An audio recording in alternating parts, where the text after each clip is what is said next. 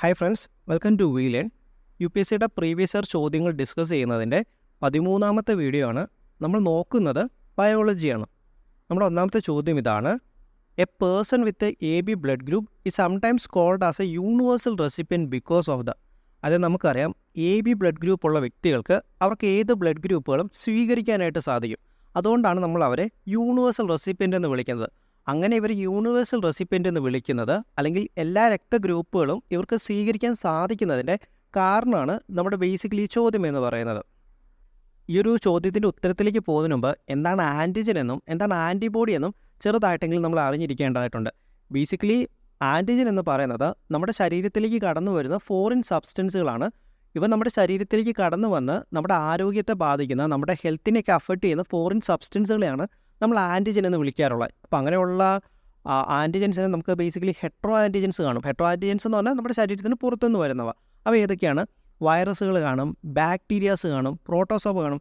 എന്തിന്? നമ്മുടെ പാമ്പിൻ്റെയൊക്കെ വിഷം ഉണ്ടല്ലോ, പാമ്പിൻ്റെ വിഷം. അതുപോലെ തന്നെ ചിലർക്ക് ഈ പോളൻ ഗ്രെയിൻസും ഒക്കെ ആയിട്ട് അലർജി കാണും. അങ്ങനെയുള്ള പോളൻ ഗ്രെയിൻസ് വരെ നമ്മുടെ ആൻറ്റിജനായിട്ട് നമുക്ക് കണക്കാക്കാം. ഇത് കൂടാതെ വേറൊരു തരത്തിലുള്ള ആൻറ്റിജൻ ഉണ്ട്, അതാണ് ഓട്ടോ ആൻറ്റിജൻ. നമ്മുടെ ശരീരത്തിനുള്ളിൽ തന്നെ ഉള്ളതാണ്. പക്ഷേ അതിനെക്കുറിച്ച് നമുക്ക് ഇപ്പോൾ അറിഞ്ഞിരിക്കേണ്ടതായിട്ടുള്ള കാര്യമില്ല. നമുക്ക് ബേസിക്കലി നമുക്ക് ഹെട്രോ ആൻറ്റിജൻസിന് മാത്രം ഇവിടെ അറിഞ്ഞാൽ മതി. എന്താണപ്പം നമ്മുടെ ശരീരത്തിലേക്ക് കടന്നു വന്ന് വിവിധ അസുഖങ്ങൾ ഉണ്ടാക്കുന്ന ഫോറിൻ സബ്സ്റ്റൻസുകളെയാണ് നമ്മൾ ആൻറ്റിജൻ എന്ന് വിളിക്കാറുള്ളത്. അടുത്തതാണ് ആൻറ്റിബോഡീസ്. അങ്ങനെ ആൻറ്റിജൻസ് വന്നു കഴിഞ്ഞാൽ ഈ ആൻറ്റിജൻസിനെ പ്രതിരോധിക്കുവാനായിട്ട് നമ്മുടെ ശരീരത്തിലെ ബി ലിംഫോസൈറ്റ് അല്ലെങ്കിൽ ബി സെൽസ് പുറപ്പെടുവിക്കുന്ന വൈ ഷേപ്ഡ് പ്രോട്ടീൻസ് ആണ്, അല്ലെങ്കിൽ ഇമ്മ്യൂണോഗ്ലോബുലിൻസ് ആണ് നമ്മുടെ ആൻറ്റിബോഡീസ് എന്ന് പറയുന്നത്. അതായത് ആൻറ്റിജൻസ് കടന്നു വന്നു, അങ്ങനെ ഉണ്ടാക്കുന്ന രോഗങ്ങളിൽ നിന്നൊക്കെ നമ്മളെ രക്ഷിക്കാനായിട്ട് നമ്മുടെ ശരീരം ഉൽപ്പാദിപ്പിക്കുന്ന ഒരു ഡിഫൻസ് മെക്കാനിസമാണ് ആൻറ്റിബോഡി എന്നുള്ളത് മാത്രം തൽക്കാലം നിങ്ങൾ ഓർത്തിരിക്കുക. ഇനി നമുക്ക് നമ്മുടെ ചോദ്യത്തിലേക്ക് പോകാം. നമ്മുടെ ചോദ്യം ആർക്കാണ് എല്ലാ രക്തഗ്രൂപ്പുകളും സ്വീകരിക്കാൻ സാധിക്കുന്നതെന്നാണ് നമ്മുടെ അടുത്ത് ചോദിച്ചിട്ടുള്ളത്. അതിൽ നമ്മുടെ ഒന്നാമത്തെ option lack of antigen in his blood. അദ്ദേഹത്തിൻ്റെ രക്തത്തിൽ ആൻറ്റിജൻ ഇല്ലാത്തവർക്കാണ് എല്ലാ രക്തഗ്രൂപ്പുകളും സ്വീകരിക്കാൻ സാധിക്കുന്നതെന്നാണ് ഒന്നാമത്തെ ഓപ്ഷനിലൂടെ പറയുന്നത്. രണ്ടാമത്തെ option lack of antibodies in his blood. അദ്ദേഹത്തിൻ്റെ രക്തത്തിൽ ആൻറ്റിബോഡീസ് ഇല്ലാത്തവർക്കാണ് എല്ലാ രക്തഗ്രൂപ്പുകളും സ്വീകരിക്കാൻ സാധിക്കുന്നതെന്നാണ് രണ്ടാമത്തെ ഓപ്ഷനിലൂടെ പറയുന്നത്. മൂന്നാമത്തെ option lack of antigen and antibodies in his blood. അദ്ദേഹത്തിൻ്റെ രക്തത്തിൽ ആൻറ്റിജനുമില്ല ആൻറ്റിബോഡീസും ഇല്ലാത്തത് കൊണ്ടാണ് അദ്ദേഹത്തിന് എല്ലാ രക്തവും സ്വീകരിക്കാൻ സാധിക്കുന്നതെന്നാണ് മൂന്നാമത്തെ ഓപ്ഷനിലൂടെ പറയുന്നത്. നാലാമത്തെ ഓപ്ഷനിലൂടെ പറയുന്നത് presence of antibodies in his blood.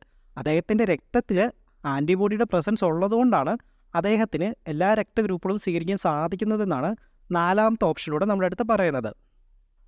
നമ്മുടെ ഉത്തരവെന്ന് പറയുന്നത് AB ബ്ലഡ് ഗ്രൂപ്പ് ഉള്ളവർ അവർ യൂണിവേഴ്സൽ റെസിപ്പിയൻ്റ് ആകുന്നതിൻ്റെ കാരണം അവരുടെ രക്തത്തിൻ്റെ പ്ലാസ്മയിൽ, അതായത് ബ്ലഡ് പ്ലാസ്മയിൽ യാതൊരു തരത്തിലുള്ള ആൻറ്റിബോഡിയുടെയും പ്രസൻസ് ഇല്ലാത്തത് കൊണ്ടാണ് അവർക്ക് ഏതൊരു രക്തവും സ്വീകരിക്കാനായിട്ട് സാധിക്കുന്നത്. അത് A ആയിക്കോട്ടെ, B ആയിക്കോട്ടെ, O ആയിക്കോട്ടെ, അവർക്ക് ഏതൊരു രക്തവും സ്വീകരിക്കാനായിട്ട് സാധിക്കുന്നത് അവരുടെ രക്തത്തിൻ്റെ പ്ലാസ്മയിൽ യാതൊരു തരത്തിലുള്ള ആൻറ്റിബോഡിയുടെയും പ്രസൻസ് ഇല്ലാത്തത് കൊണ്ടാണ് അവർക്ക് ഈ എല്ലാ ബ്ലഡ് ഗ്രൂപ്പുകളും സ്വീകരിക്കാനായിട്ട് സാധിക്കുന്നത്. അപ്പോൾ അതുകൊണ്ട് നമ്മുടെ ഉത്തരം എന്താണ്? നമ്മുടെ ഉത്തരമെന്ന് പറയുന്നത് ഓപ്ഷൻ ബി ആണ്. Lack of antibodies in his blood ആണ് അതിൻ്റെ ഉത്തരമായിട്ട് വരിക.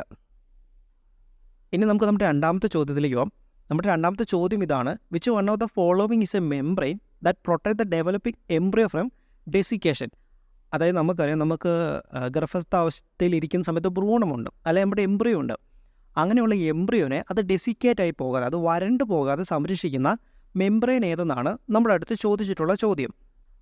നമുക്ക് 4 ഓപ്ഷൻസ് തന്നിട്ടുണ്ട്.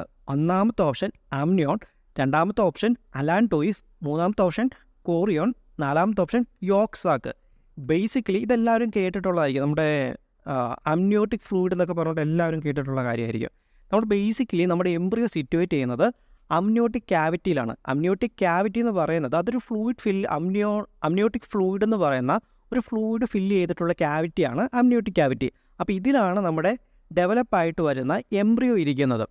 അപ്പോൾ ഇതിന് മുകളിൽ കൂടെയുള്ള മെംബ്രെയിനാണ് നമ്മുടെ അമ്നിയോൺ എന്ന് പറയുന്നത്. അപ്പോൾ ഈ അമ്നിയോൺ മെംബ്രെയിനകത്ത് അമ്നിയോട്ടിക് ഫ്ലൂയിഡും ആ ഒരു ഫ്ലൂയിഡ് ഫിൽഡ് ക്യാവിറ്റിയും ഉള്ളതുകൊണ്ടാണ് ഈ ഒരു എംബ്രിയോ അത് ഡെസിക്കേറ്റായി പോകാതെ ഇരിക്കുന്നത്. അപ്പോൾ നമ്മുടെ ഉത്തരം എന്താണ്?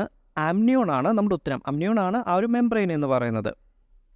ആ കൂടെ തന്നെ നിങ്ങൾ ഓർത്തിരിക്കേണ്ട ഒരു കാര്യം, നമ്മുടെ ഇതിനകത്ത് വരുന്ന ബാക്കി 3 ഓപ്ഷൻസ് ആയിട്ടുള്ള അലാൻഡോയിസ് ആയാലും കൊറിയോൺ ആയാലും യോക്സാക്ക് ആയാലും അത് വളരെ പ്രധാനപ്പെട്ട ടോപ്പിക്കുകൾ തന്നെയാണ്. അതെന്തായാലും ഞാൻ ബയോളജിയുടെ ക്ലാസ് എടുക്കുന്ന സമയത്ത് സെപ്പറേറ്റ് ആയിട്ട് എടുക്കാൻ വെച്ചിട്ടുള്ള ടോപ്പിക്കാണ്. അപ്പോൾ അത് ഇതിൻ്റെ കൂടെ എന്തായാലും നമ്മൾ എടുത്തു കഴിഞ്ഞാൽ ഒത്തിരി ലെങ്തി ആയിപ്പോവും. അപ്പോൾ അതുകൊണ്ടാണ് ഇതിൻ്റെ കൂടെ എടുക്കാത്തത്. ബട്ട് നിങ്ങൾ ഈ ഒരു 3 കാര്യം വളരെ പ്രധാനപ്പെട്ടാന്ന് ഓർത്തിരിക്കുക. സമയമുണ്ടെങ്കിൽ നിങ്ങൾ ഇതിനെക്കുറിച്ചൊന്ന് ജസ്റ്റ് നോക്കിയിരിക്കുന്നത് നല്ലതായിരിക്കും. ഇനി നമുക്ക് നമ്മുടെ 3ാമത്തെ ചോദ്യത്തിലേക്ക് പോകാം. നമ്മുടെ 3ാമത്തെ ചോദ്യം ഇതാണ്: which one of the following anti microbial drugs is suitable for treatment of both tuberculosis and leprosy? നമുക്കിവിടെ 4 മെഡിസിൻസിൻ്റെ പേര് തന്നിട്ടുണ്ട്. അതിലേതാണ് നമുക്ക് ഒരേ സമയം ട്യൂബർക്ലോസിസിനും ലെപ്രോസിക്കും നമുക്ക് ഉപയോഗിക്കാനായിട്ട് സാധിക്കുന്നതെന്നാണ് നമ്മുടെ അടുത്ത് ചോദിച്ചിട്ടുള്ളത്. അപ്പോൾ ഈ ട്യൂബർകുലോസിസിനും ലെപ്രോസിക്കും ഒരു പ്രത്യേകതയുണ്ട്. ഈ 2 രോഗങ്ങളും ഉണ്ടാക്കുന്നത് മൈക്രോ ബാക്ടീരിയ സ്പീഷീസിൽപ്പെടുന്ന ബാക്ടീരിയാസാണ്. ഇപ്പോൾ നമ്മൾ ലെപ്രോസി എടുക്കുകയാണെങ്കിൽ അത് മൈക്രോ ബാക്ടീരിയം ലെപ്രയാണ് ഉണ്ടാക്കുന്നത്. ട്യൂബർക്ലോസ് എടുക്കുകയാണെങ്കിൽ അത് മൈക്രോ ബാക്ടീരിയം ട്യൂബർക്ലോസിസ് ആണ് ഉണ്ടാക്കുന്നത്. അപ്പോൾ ഈ 2 രോഗം ഉണ്ടാക്കുന്നത് ഒരേ സ്പീഷീസിലോട്ടുള്ള ബാക്ടീരിയ ആയതുകൊണ്ട് തന്നെ ഇതിനെതിരെ കോമൺ ആയിട്ട് നമുക്കൊരു ഡ്രഗ് യൂസ് ചെയ്യാൻ വേണ്ടി സാധിക്കും. അത് ഏത് ഡ്രഗ് ആണെന്നാണ് നമ്മുടെ അടുത്ത് ചോദിച്ചിട്ടുള്ള ചോദ്യം. ശരിക്കും ആ ഒരു ഡ്രഗിൻ്റെ പേരെന്ന് പറയുന്നത് റിഫാംപൈസിൻ ആണ്. അതായത് നമ്മുടെ ഓപ്ഷൻ ഡി ആയിട്ടുള്ള റിഫാംപൈസിനാണ് നമ്മുടെ മൈക്രോ ബാക്ടീരിയൻ സ്പീഷീസിൽ വരുന്ന ബാക്ടീരിയസിനെതിരെ നമുക്ക് എഫക്റ്റീവായിട്ട് യൂസ് ചെയ്യാൻ സാധിക്കുന്ന ഡ്രഗ് എന്ന് പറയുന്നത്. അപ്പോൾ നമ്മുടെ ഉത്തരം എന്താണ്? നമ്മുടെ ഉത്തരമെന്ന് പറയുന്നത് ഓപ്ഷൻ ഡി ആണ്, റിഫാംപൈസിൻ ആണ് നമ്മുടെ ഉത്തരം. ഇനി നമുക്ക് നമ്മുടെ 4ാമത്തെ ചോദ്യത്തിലേക്ക് പോകാം. നമ്മുടെ 4ാമത്തെ ചോദ്യം വളരെ എളുപ്പമുള്ള ഒന്നാണ്. The normal temperature human on kelvin scale. അത് നമ്മുടെ കെൽവിൻ സ്കെയിലിൽ നോക്കുന്ന സമയത്ത് നമ്മുടെ ഹ്യൂമൻ ബോഡിയുടെ നോർമൽ ടെമ്പറേച്ചർ എത്രയാണ് എന്നാണ് നമ്മുടെ അടുത്ത് ചോദിച്ചിട്ടുള്ളത്. ചിലപ്പോൾ ഈ ഒരു ഉത്തരത്തിലേക്ക് പോകുന്നതിന് മുമ്പ് വളരെ സിമ്പിളായിട്ട് നമുക്ക് ഇതിനെ ഇങ്ങനെ ചെയ്യാം. നമ്മുടെ 0 ഡിഗ്രി സെൽഷ്യസ് എന്ന് പറയുന്നത് 273 കെൽവിനാണ്. നമ്മുടെ നോർമൽ ഹ്യൂമൻ ബോഡി ടെമ്പറേച്ചർ എന്ന് പറയുന്നതോ 37 ഡിഗ്രി സെൽഷ്യസ്. അപ്പോൾ ഇതിൽ നിന്ന് തന്നെ നമുക്ക് ഉത്തരത്തിലേക്ക് എത്താം. ഈ 37 ഡിഗ്രി സെൽഷ്യസിനെ, അതായത് 37നെ 273ൻ്റെ കൂടെ കൂട്ടിയാൽ നമ്മുടെ കെൽവിൻ സ്കെയിലിലുള്ള ടെമ്പറേച്ചർ നമുക്ക് ലഭിക്കും. അതായത് 273ഉം 37 കൂടി കൂട്ടുമ്പോൾ എത്ര വരും? 310 കെൽവിൻ വരും. അപ്പോൾ നമ്മുടെ ഓപ്ഷനിൽ 310 ഉണ്ടോ? ഉണ്ട്. നമ്മുടെ ഓപ്ഷൻ ഡി എന്ന് പറയുന്നത് 310 ആണ്. അപ്പോൾ നോർമൽ ഹ്യൂമൻ ബോഡിയുടെ ടെമ്പറേച്ചർ കെൽവിൻ സ്കെയിൽ എത്രയാണ്? 310 കെൽവിനാണ്. ഇനി നമുക്ക് നമ്മുടെ 5ാമത്തെ ചോദ്യത്തിലേക്ക് പോകാം. നമ്മുടെ 5ാമത്തെ ചോദ്യം ഇതാണ്: which one of the following elements are present in all proteins? നമുക്ക് എല്ലാ പ്രോട്ടീനുകളിലും കാണപ്പെടുന്ന എലമെൻറ്റുകൾ ഏതൊക്കെയാണ് എന്നാണ് നമ്മുടെ അടുത്ത് ചോദിച്ചിട്ടുള്ളത്. നമുക്ക് 4 എലമെൻറ്റുകൾ തന്നിട്ടുണ്ട്. അതിൽ ഏതൊക്കെ എലമെൻറ്റുകളാണ് എല്ലാ പ്രോട്ടീൻസിലും കാണപ്പെടുന്നത് എന്നാണ് നമ്മുടെ അടുത്ത് ചോദിച്ചിട്ടുള്ളത്. ബേസിക്കലി എന്താണ് ഒരു പ്രോട്ടീൻ എന്ന് പറയുന്നത്? പ്രോട്ടീൻ എന്ന് പറയുന്നത് ആൽഫോ അമിനോ ആസിഡ്സിൻ്റെ പോളിമേഴ്സിനെയാണ് നമ്മൾ പ്രോട്ടീൻസ് എന്ന് പറയുന്നത്. ഇതിനെ കണക്ട് ചെയ്തിരിക്കുന്നത് പെപ്റ്റൈഡ് ബോണ്ട് വഴിയാണ്. അങ്ങനെയുള്ള പ്രോട്ടീൻസിൽ കാണപ്പെടുന്ന ബേസിക് ആയിട്ടുള്ള 4 എലമെൻറ്റുകളുണ്ട്. ആ 4 എലമെൻറ്റുകളാണ്: ഒന്നാമത്തേത് കാർബൺ, രണ്ടാമത്തേത് ഹൈഡ്രജൻ, മൂന്നാമത്തേത് ഓക്സിജൻ, നാലാമത്തേത് നൈട്രജൻ. അപ്പോൾ ഈ 4 എലമെൻറ്റുകൾ എല്ലാ പ്രോട്ടീൻസിലും കാണപ്പെടുന്നുണ്ട്.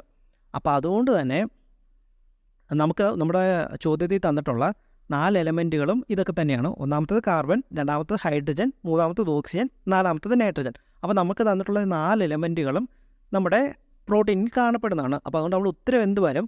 നമ്മുടെ ഉത്തരം എന്ന് പറയുന്നത് ഓപ്ഷൻ ഡി വരും. 1, 2, 3, 4. അതായത് നമുക്ക് തന്നിട്ടുള്ള എല്ലാ എലമെൻറ്റുകളും എല്ലാ പ്രോട്ടീൻസിലും കാണപ്പെടുന്ന എലമെൻറ്റുകളാണ്. അപ്പോൾ ഈ ഒരു കാര്യം നിങ്ങൾ പഠിച്ചു വെക്കണം. ഇതിന് ചിലപ്പോൾ നിങ്ങൾക്ക് വേറൊരു രീതിയിൽ ചോദിക്കും. ഇതിലേതെങ്കിലുമൊക്കെ എലമെൻറ്റ് മാറ്റി തന്നിട്ട് ഇതിലേതൊക്കെയാണ് നമ്മുടെ പ്രോട്ടീനിൽ കാണപ്പെടുന്നത് എന്നുള്ള രീതിയിൽ നിങ്ങൾക്ക് ഇതിന് തിരിച്ച് ചോദിക്കാൻ വളരെ സാധ്യതയുള്ള ഒന്നാണ്. അപ്പോൾ ചിലപ്പോൾ കാർബണും ഓക്സിജൻ മാത്രമായിരിക്കും തരിക. ചിലപ്പോൾ കാർബണും ഹൈഡ്രജനും നൈട്രജനും തന്നിട്ട് ഓക്സിജന് പകരം വേറെ ഏതെങ്കിലും എലമെൻറ്റ് തരും. അപ്പോൾ അങ്ങനെയൊക്കെ ഈ ഒരു ചോദ്യം നിങ്ങൾക്ക് തലങ്ങും വിലങ്ങും മറിച്ചിട്ട് ചോദിക്കാൻ സാധ്യതയുള്ളതാണ്. അപ്പോൾ ഈ 4 എലമെൻറ്റുകൾ നിങ്ങൾ തീർച്ചയായിട്ടും പഠിച്ചിരിക്കുക. ഓക്കെ. അപ്പോൾ ഇതോടുകൂടി നമ്മുടെ 13ാമത്തെ വീഡിയോ അവസാനിക്കുകയാണ്. അപ്പോൾ ഞാൻ വീഡിയോ കൺക്ലൂഡ് ചെയ്യുന്നതിന് മുമ്പ് നമ്മുടേത് വളരെ ചെറിയൊരു ചാനലാണ്. നിങ്ങളുടെയൊക്കെ സപ്പോർട്ട് ഉണ്ടെങ്കിൽ മാത്രമേ മുന്നോട്ട് പോകാനായിട്ട് സാധിക്കത്തുള്ളൂ. എല്ലാവരും ലൈക്ക് ചെയ്യണമെന്നും കമൻറ്റ് ചെയ്യണമെന്നും വീഡിയോയ്ക്ക് എന്തെങ്കിലുമൊക്കെ ഒരു പോരായ്മകളുണ്ടെങ്കിൽ അതെന്നെ അറിയിക്കണമെന്നും അതുപോലെ തന്നെ നിങ്ങളുടെ ഫ്രണ്ട്സിനൊക്കെ ഒന്ന് ഷെയർ ചെയ്ത് കൊടുക്കണമെന്നും ഞാൻ നിങ്ങളുടെ അടുത്ത് റിക്വസ്റ്റ് ചെയ്യുകയാണ്. അപ്പോൾ ഓക്കെ, താങ്ക് യു. നമുക്ക് അടുത്ത വീഡിയോയിലൂടെ കാണാം.